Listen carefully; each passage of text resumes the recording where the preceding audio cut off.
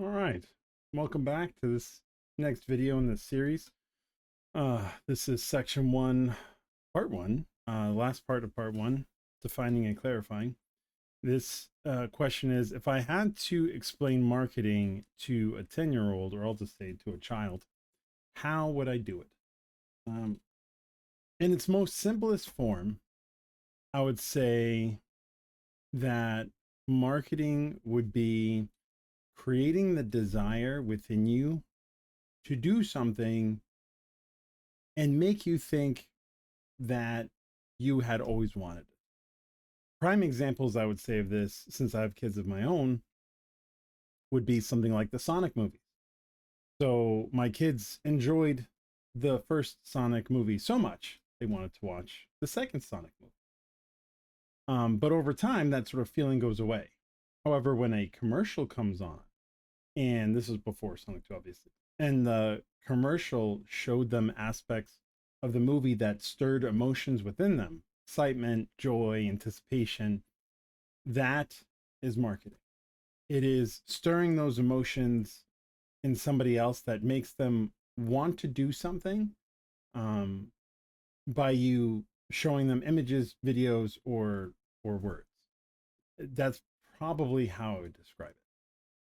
And then I would use other examples of, kids' toys or whatever. And you can actually look at the TV's commercials or YouTube commercials or whatever that's geared towards children to see the sort of basic understanding of marketing that I discussed here. It's like, how do you get a kid to want your product? A lot of times you show that another child playing with the toy and having a really good time. And I want you to remember that. That's sort of what I've been saying about how effective marketing is the transference of emotion. People seem to think, oh, well, my audience is older, they're more sophisticated. Sure, you can say that, but they're still going to buy based on emotion or based on, some other factor. And then they'll use logic and science to sort of justify their purchase, but they're still buying based on emotion.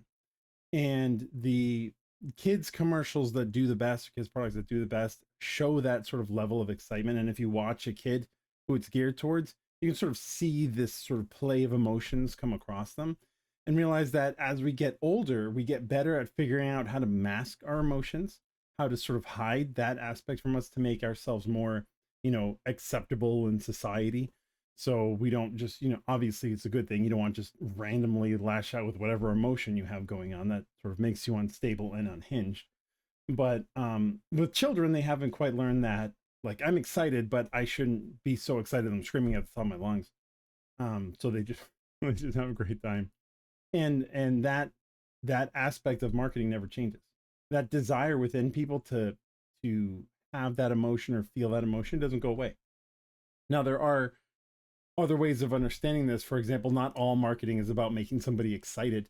A lot of marketing that I've seen is geared towards relieving somebody's pain or stress, by reminding them that they have it.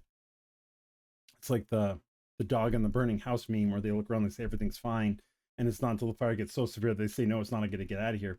And it's, for me, marketing is the step before, where you remind them the house is on fire before they start to be flayed alive. That's sort of how I would look at it. But yeah, when it comes to explaining it to a kid, it's that excitement they get, that emotion of that desire, wanting to see or have that thing right now. That's marketing. That's marketing in action. Understanding that also means that they can sort of get a grasp of when they're being manipulated. Not all marketing is good marketing. I realize, as I said earlier, you can have a really crappy product and excellent marketing and sell it, and that's not a good thing.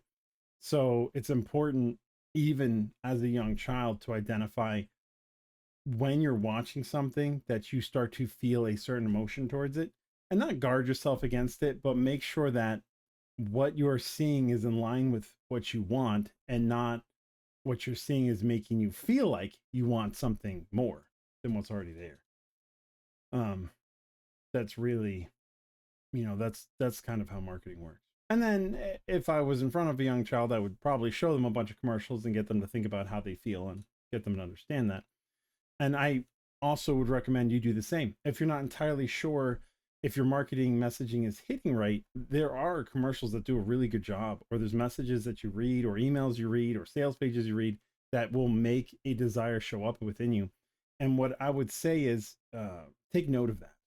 If you find yourself reading or watching a commercial or something, and it makes you feel like, yeah, I want that outcome, or yeah, I'm looking for that, or yeah, I can do it. Take note of what just happened. Like I said, doesn't mean it's bad, but it's worth paying attention to what causes you to pay attention to a commercial or to an ad or to a sales page, and has that desire to make you want to go forward, because those tend to be good examples of what's working, at least to you as you being an audience. And that's it.